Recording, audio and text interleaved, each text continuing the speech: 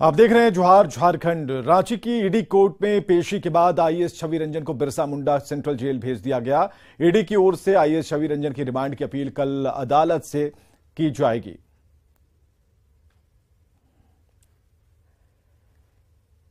तो जांच एजेंसी की ओर से जारी समन पर आईएएस छवि रंजन 4 मई को ईडी दफ्तर पहुंचे थे, जहां उनसे करीब 10 घंटे तक पूछताछ हुई और इसके बाद देर रात उन्हें गिरफ्तार कर लिया गया। मेडिकल और कोरोना जांच कराने के बाद उन्हें कोर्ट में पेश किया गया। उन पर करोड़ों रुपए के मनी स्कैम के साथ मनी लॉन्ड्रिंग का भी आरोप है और ईडी की ओर से उन पर पीएमएलए की धाराएं लगाई गई हैं। तो और रांची से हमारे साथ हमारे सहयोगी रूपाली त्रिपाठी मौजूद है। रूपाली, आईएएस पर करोड़ों रुपए के लैंड स्कैम का आरोप और अभी जो खबर आ रही है उसके मुताबिक उन्हें जेल भेजा गया है, आगे क्या होना है?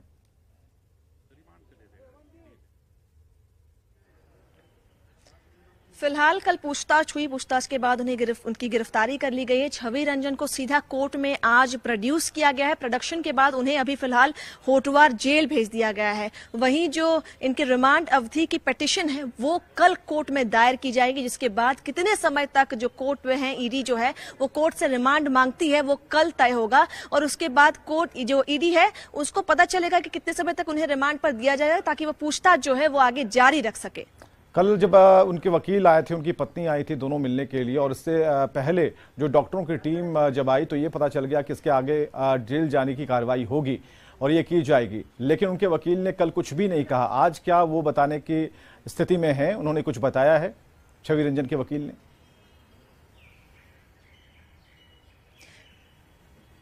वकील की तरफ से यही है कहना है कि कल जो है पिटीशन दायर किया जाएगा, लेकिन इसके अलावा छवि रंजन की बात करूं तो कल जो वो जितना कॉन्फिडेंट दिख रहे थे, आज वो कोर्ट में जब प्रोडक्शन उनकी हो रही थी वो काफी ज्यादा परेशान और काफी ज्यादा डरे हुए दिखाई दे रहे थे सामने से, लेकिन उन्हें इसके बावजूद सीधा यहाँ से भी जेल भेजा गया है। वही वकील की ओर से इतना ही जानकारी मिल पाया है कि कल जो है पिटीशन दायर कर दिया जाएगा। कल जो है समय वो तय कर दिया जाएगा कि कितने दिनों के लिए आने वाले समय में, और ऐसा अनुमान है, ऐसा कहना है ईडी के वकील का कि लगभग 4 से 5 दिनों के लिए उन्हें रिमांड पर लिया जा सकता है।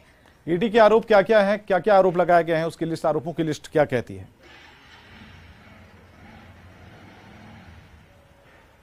जमीन घोटाले मामले में जो सबसे ज्यादा नाम उछल कर आगे आ रहा है, जो सबसे बड़ा नाम है, वो इन्हीं का है। इससे पहले इसी मामले में 7 लोगों को गिरफ्तार किया गया है और 7 लोगों को गिरफ्तार कर, प्रोड्यूस कर, जितनी प्रक्रिया है पूर्ण कर सीधा जेल भेज दिया गया था। वहीं इनके लिए भी लगातार पहले छापेमारी की गई। इस प्रक्रिया में इनके 2 ठिकानों पर, 2 जगहों पर, रांची और जमशेदपुर, जहां पर कई जो है साक्ष्य पाए गए थे। साक्ष्य पाने पर जो ईडी है उसे उन्होंने समन कर ईडी ने इनको बुलाया, साथ ही पूछताछ किया और पूछताछ में कई तथ्य सामने आ गए, जहां पर सीधा जो पहले तो छवि रंजन इस प्रक्रिया में सहयोग नहीं किया था ईडी का, लेकिन धीरे धीरे उन्हें भी सहयोग करना पड़ा और जहां भी साक्ष्य तथ्य सामने आ गए, कई चीजें, कई दस्तावेज है वो सामने आए, जिसके बाद उन्हें सीधा कल जाकर गिरफ्तार किया गया। गिरफ्तारी के बाद आज उन्हें जो है रात भर अपना जेल में काटना होगा। कोर्ट की प्रक्रिया आज के लिए पेंडिंग की गई है। कोर्ट की ओर से कल ही कौन कौन सी धाराएं लगाई गई हैं, क्योंकि पीएमएलए की धाराएं का भी जिक्र आ रहा है यहाँ पे?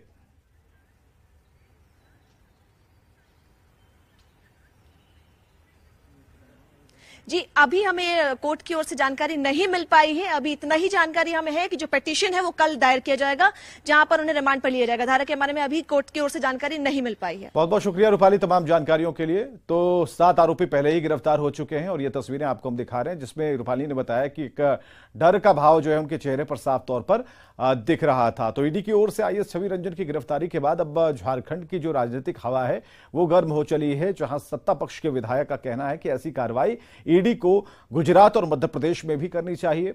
तो बीजेपी के प्रवक्ता प्रतुल शाहदेव हैं, उन्होंने कहा कि ईडी की कार्रवाई अभी और होनी बाकी है। उन्होंने कहा कि पिछले 3.5 साल से झारखंड में राज्य पोषित भ्रष्टाचार हो रहा है और जिस तरीके से घोटाला राज्य भर में चल रहा है, ये सत्ता के संरक्षण के बिना संभव नहीं। और उस पर भी अगर इस तरह से उंगली उठ रहा है तो जांच का विषय है, लेकिन इतना जरूर कहूँगा कि जब कार्रवाई हुई है तो कुछ ना कुछ तो सच्चाई होगा। और हमें अच्छा तब लगता जब ये कार्रवाई जो है ना गुजरात में होता, मध्य प्रदेश में होता। अगर ईडी को लगा है कि नहीं कहीं कुछ बढ़िया है तो जांच कर ले, और दूध का दूध पानी का पानी होना चाहिए। और कहते हैं कि रांची का डिप्टी कमिश्नर वही व्यक्ति बनता है जिससे चीफ मिनिस्टर का कॉन्फिडेंस होता है। तो मुख्यमंत्री जी ने छवि रंजन की पोस्टिंग की। इनके कार्यकाल में मोटे अनुमान के अनुसार 10,000 से 15,000 करोड़ के जमीन की लूट हुई। आम लोगों के जमीन की लूट की तो बात छोड़ दीजिए, इन्होंने सेना की जमीन को निजी लोगों को, दलालों को, बड़े माफियाओं को बेच दिया। और ये सारा कुछ खेल ठीक मुख्यमंत्री जहां बैठते हैं रांची में वहीं चलता रहा और इनको कानों कान खबर नहीं थी। तो जाहिर तौर पर इतना बड़ा घोटाला सत्ता के शीर्ष में बैठे लोगों के संरक्षण के बिना संभव नहीं है। हम तो मानते हैं कि अभी छवि रंजन, दाऊ यादव, बच्चू यादव, प्रेम प्रकाश जैसे प्यादों की बारी थी, राजा की बारी आनी तो बाकी है। देवघर के थाड़ी दुलमपुर के पास बीजेपी कार्यालय के भवन निर्माण का काम विधिवत भूमि पूजन के साथ शुरू किया गया और इस दौरान बीजेपी के प्रदेश अध्यक्ष दीपक प्रकाश भी मौजूद थे। उन्होंने कहा कि कार्यालय बनने से पार्टी के कार्यकर्ता और नेता आम जनता की समस्याओं को उनके बीच रहकर सुन पाएंगे और समाधान कर पाएंगे। इस पवित्र स्थल पर, पवित्र जिला में शिव और शक्ति के स्थल पर भारतीय जनता पार्टी का एक अच्छा, आधुनिक और सुसज्जित कार्यालय होगा, जिसके माध्यम से पार्टी के काम का विस्तार और जनता की जन समस्याओं के जैसे समाधान के दृष्टिकोण से एक केंद्र बिंदु बनने वाला है। पूर्व सांसद और झारखंड आंदोलनकारी सूरज मंडल ने कहा कि झारखंड में 18 साल जनजाति ने शासन चलाया, 5 साल बाहरियों ने शासन किया, अब मूलवासी को मौका मिलना चाहिए। जामताड़ा के फतेहपुर पहुंचे सूरज मंडल ने कहा कि बीजेपी को अब मूलवासी को झारखंड में पार्टी संभालने का मौका देना चाहिए। उन्होंने कहा कि बिना मूलवासी की उन्नति के झारखंड में विकास असंभव है। उन्होंने झारखंड की वर्तमान सरकार को झूठे आश्वासनों की सरकार बताया है। बारीवासी 5 साल किया रघुवर दास के लीडरशिप, अब तो इतना 23 साल के बाद मूलवासी को मौका मिलना चाहिए, तभी जाके इस राज्य का विकास हो सकता है। नहीं तो कहीं कुछ भी झूठ बोलता है, खतियानी 40-60, कभी बोल देगा 100 यूनिट बिजली। खबर कोडरमा से, जहां हाथी के हमले में एक व्यक्ति की मौत हो गई। मरकच्चो थाना क्षेत्र के भपलो पंचायत के अंबाडी की यह घटना है, जहां शादी में ढोल बजाकर लौट रहे लखनदास पर हाथी ने हमला बोल दिया।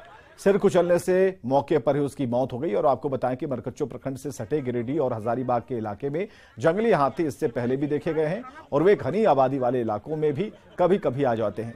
वहीं हाथियों को लेकर वन विभाग सतर्क है, लेकिन हाथी भगाने में नाकाम दिख रहा।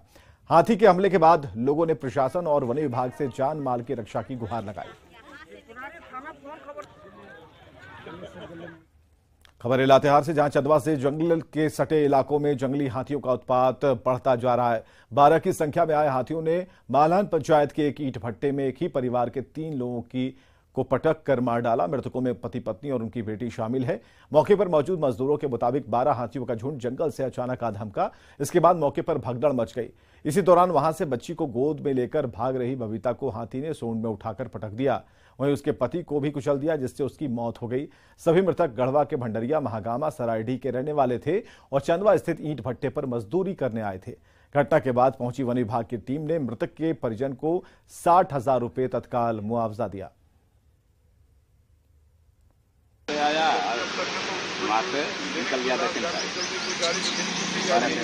कितना लोग को मारा? 3 तीनों क्या करते थे? सभी का पास रहे। ये हाथी की संख्या कितनी थी? वो 12-13 गो है, रात में नहीं गिने पाए, लेकिन 12-13 गो था। पलामू के रेहला में शिव मंदिर के पास हनुमान जी की चांदी की मूर्ति मिलने से सनसनी फैल गई। ये मूर्ति पीपल पेड़ के नीचे रखी हुई थी। जैसे ही खबर फैली, ग्रामीणों की भीड़ उमड़ पड़ी। ये शिव मंदिर रेहला के रेलवे स्टेशन रोड पर है, जहां रात के अंधेरे में हनुमान जी की चांदी की मूर्ति चमचमा रही थी। मूर्ति के दर्शन के लिए आसपास के गांवों से ग्रामीणों का तांता लग गया। थोड़ी देर बाद रेहला पुलिस मौके पर पहुंची और मूर्ति को कब्जे में ले लिया और इस मूर्ति का वजन करीब 1 किलोग्राम बताया जा रहा है। रेहला पुलिस इस बात का पता लगाने की कोशिश कर रही है कि वो मूर्ति शिव मंदिर के पास कैसे पहुंची।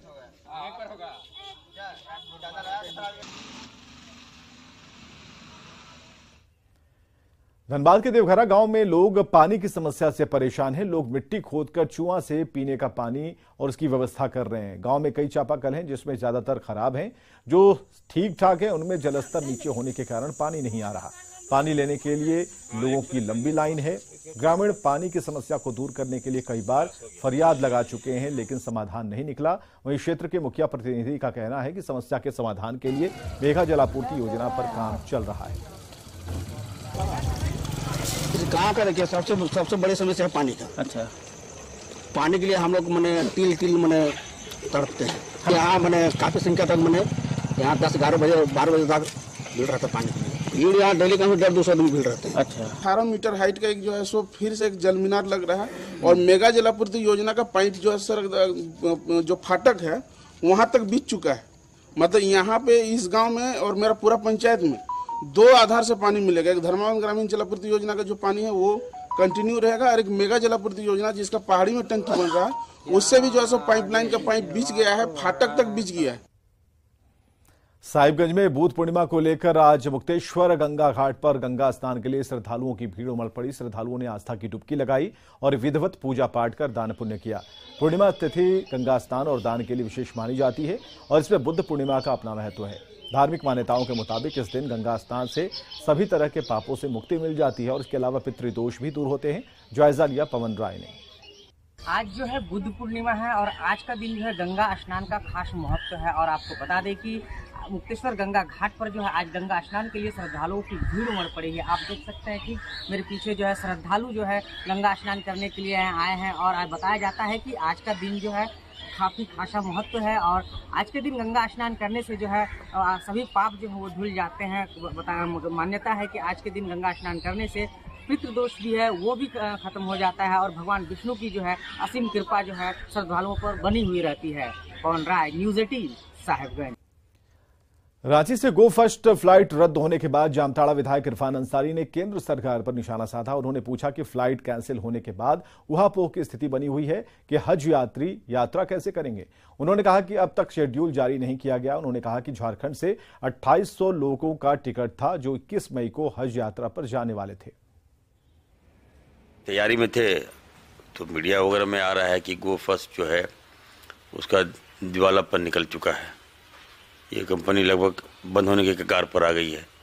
अब आप ये बताइए, लगभग 2800 जो है हमारे हज यात्री जो जाएंगे, जद्दा जाएंगे, मक्का जाएंगे, 4.5 लाख रुपये का कॉस्टिंग है। तो 100 अरब से भी हमको लगता है कि 100 करोड़ से भी अधिक पैसा लग चुका है झारखंड का और फ्लाइट अगर बंद हो जाएगी तो हाहाकार मच गया है।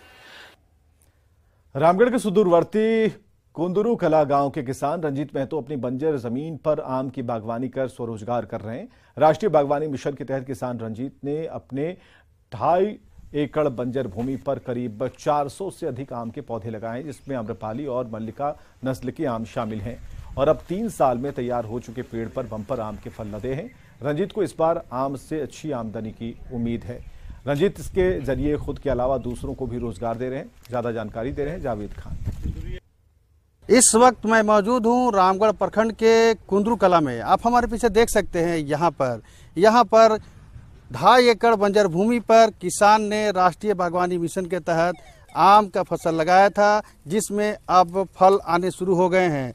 बताया गया कि यहाँ पर आम्रपाली और मल्लिका नस्ल के आम जो है लगाए गए हैं। लगभग 2.5 एकड़ में लगाए हैं और आम्रपाली और ये मल्लिका है। अच्छा, तो ये पूरा बंजर भूमि था? हाँ, बंजर ही लगभग था, पूरा रोड़ी मिट्टी था यहाँ। तो ये राष्ट्रीय बागवानी मिशन के तहत? हाँ, राष्ट्रीय बागवानी मिशन के तहत ही योजना है। अच्छा लग रहा है। अच्छा, और इसको देख के और लोग भी प्रेरित हो रहे हैं लगाने के लिए कि हम लोग भी लगाएंगे। और आम के साथ साथ वातावरण भी शुद्ध कर रहा है ये, और रोजगार भी मिल रहा है। रोजगार भी मिल रहा है ना। पूरे जो खेत यहाँ पर 2.5 एकड़ का इलाका है, ये पूरे इसमें देख सकते हैं आम का किस तरह का पौधा लगा हुआ है और सभी में फल आ गए हैं, आकार ले चुके हैं। बताया गया कि 1 महीने में ये आम जो है रामगढ़ सहित रांची के बाजारों में बिकने के लिए जाएंगे। ऐसे में यहाँ के किसानों को इससे प्रेरणा भी मिल रही है कि राष्ट्रीय बागवानी मिशन के तहत उन्हें स्वरोजगार से जुड़ने का मौका मिला है और इससे वे आर्थिक रूप से आत्मनिर्भर भी बन सकेंगे। जावेद खान, न्यूज़ 18 रामगढ़। बोकारो में तैनात SIF जवान संतोष बबोगा झारखंड पुलिस और झारखंड का नाम रोशन करने के बाद अब भारत का नाम रोशन करने कनाडा जा रहे हैं। चाईबासा जिले के गोइलकेरा के रहने वाले संतोष 2019 में जयपुर में आयोजित नेशनल पुलिस गेम में बॉडी बिल्डिंग में गोल्ड मेडल उन्होंने हासिल किया था। वहीं 2021 में नेशनल पुलिस गेम में संतोष को ब्रॉन्ज मेडल के बाद 2023 में महाराष्ट्र के पुणे में नेशनल गेम में फिर गोल्ड मेडल जीता और अब संतोष का चयन वर्ल्ड पुलिस चैंपियनशिप में हुआ है, जो 26 जुलाई से कनाडा में आयोजित होगी। संतोष बॉडी बिल्डिंग में भारत का प्रतिनिधित्व करने वाले हैं। बॉडी बिल्डिंग में हम 3 बार भाग लिए हैं और लगातार 3 साल हम मेडल दे रहे झारखंड को।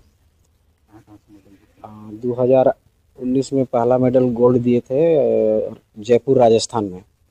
2021 में ब्रॉन्ज मेडल दिए हैं हरियाणा करनाल में और अभी रिसेंट ही मेडल जीत के आए हैं आपका पुणे महाराष्ट्र में। बहुत खुशी का बात है। हमारा पूरा पुलिस परिवार जो है इन पर बहुत गर्व करता है, खास करके SISF और कैंप झारखंड जयपुर जो है ये लोग पूरा इन पर गर्व करता है, गर्व महसूस होता है। हजारीबाग की हृदय स्थली कही जाने वाली झील रंगीन LED लाइट लगने के बाद आकर्षक नजर आ रही है। झील की खूबसूरती वापस लौट आई है। जिला प्रशासन के इस पहल के बाद यहां घूमने वाले लोगों की संख्या बढ़ी है। झील परिसर का जायजा लिया सुशांत सोनी ने। आप हमारे पीछे कुछ रंग बिरंगे लाइटें देख रहे होंगे। आपको मैं बता दूं कि ना ही अभी किसी तरह का कोई दीपावली का त्योहार है और ना ही कोई किसी तरह का सोहराय का त्योहार।